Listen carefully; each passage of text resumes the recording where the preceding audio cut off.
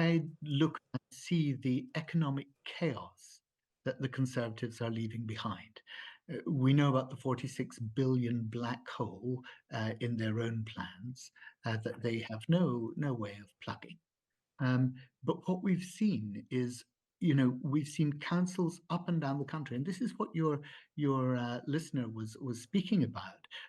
The way in which the government is forcing councils to raise council tax. In fact, the Office of Budget Responsibility said that the government's fiscal plans rely on those rises in council tax to support local councils and services, because they have cut back their own central grant to local authorities so much.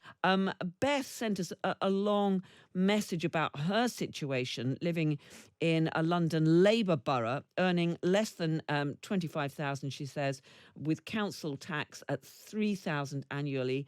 She's saying she can't afford to pay more in tax. And she is concerned that Labour is not going to do anything to help people like me in the same position. She's saying she wouldn't vote Tory, but she didn't vote for Sadiq Khan either, and can't afford to vote for Mr. Starmer until she and millions like her is looking for reform of council tax. Clearly, domestic issues are going to come back to the top of the agenda as we approach the general election, which now looks very much as though it is going to be later into the autumn. Let me ask you, Sarah Olney, you've been out and about on the doorsteps. Your party did make gains across the South and the Southwest. But we were hearing there from someone talking about their personal situation. The cost of living hasn't been mentioned a huge amount, but that's still really the biggest concern for an awful lot of voters, isn't it? That's absolutely right, Carol. I mean, you're right. We made gains. First of all, we actually came second to Labour and beat the Conservatives in this particular election. But you're absolutely right. What is really troubling people on the doorsteps? I think the NHS comes up a lot. People are really anxious that they can't see a GP when they need to. They can't get a dentist appointment.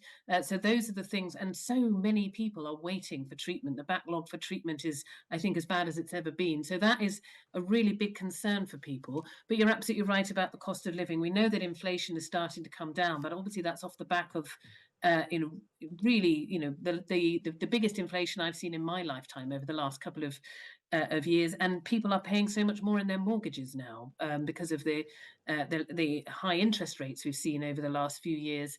And we started to see mortgage rates coming down at the start of this year, but now we see them start to go back up again. So it's a real issue for so many people, and wages and salaries aren't keeping pace. So but I think what a lot of people are really concerned about is that, in addition to the fact that they're struggling now to afford some of the basics, but they're seeing the kind of the public sphere and their public services simply aren't there to support them and their families. The schools are crumbling, the hospitals are really, really struggling.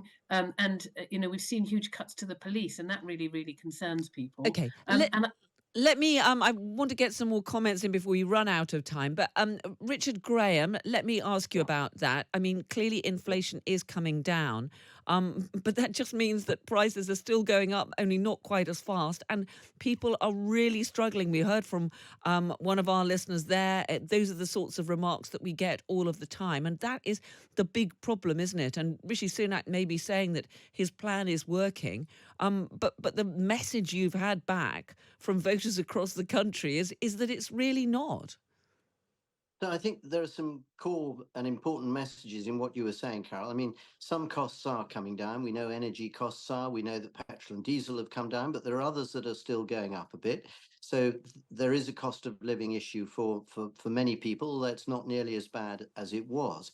But I do think you're right that people are watching the pennies carefully. That's why we don't want to see the huge council tax increases of the type you've seen in Birmingham, up 21% after the council effectively went bankrupt. Similar situation elsewhere in the country, and in particular in Wales. So we've got to manage those costs, and we've got to increase the services, improve them, as Sarah was suggesting, in areas like the NHS.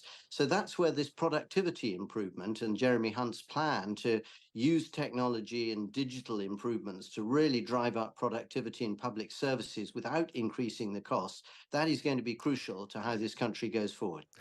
Barry Gardiner, let me ask you about this, because we've been hearing endless warnings, in particular from Rachel Reeves and from Sir Keir Starmer, that they're simply not going to have the funds to do everything they'd like to do.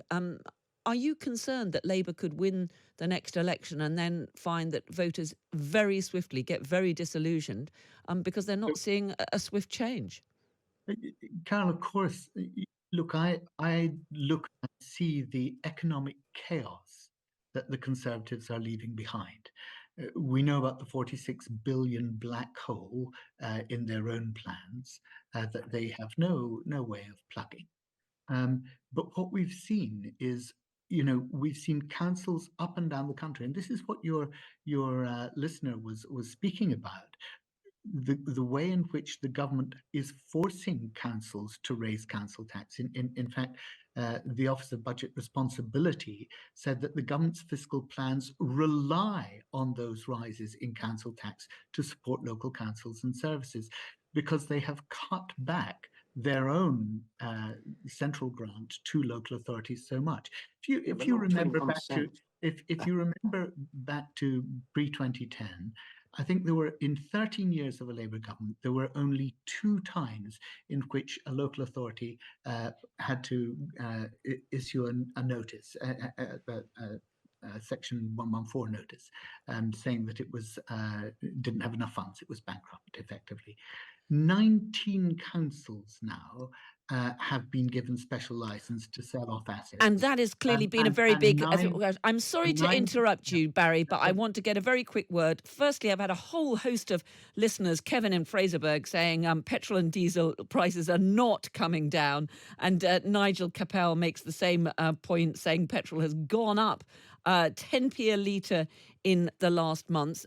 Richard Graham, people are clearly cross about that. Do you think that under Rishi Sunak's leadership, it looks like it's going to be him, that you're going to lose the next election? Well, I don't think it's over yet. I think there is everything for everyone to fight for, to make their case as individual MPs and as parties. And I think the most important thing is that everybody has to think really hard about what they want.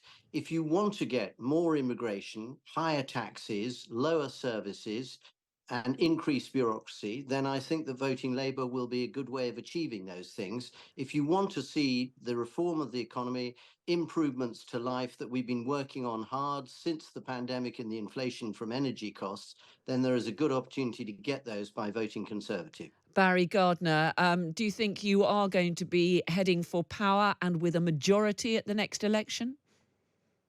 Carol, I hope so, because the country needs the change that only Labour can bring in. Only Labour can put in that investment into a green economy, put into that investment into housing. We've got a terrible housing crisis in this country. That's even without talking about what's going on in leasehold. Looking at the employment situation, making work pay people, making work fair so that people don't have to go off their jobs onto universal credit. We have people in this country who are working all hours that God sends, and yet who are on universal credit because their employer doesn't pay them enough to live on.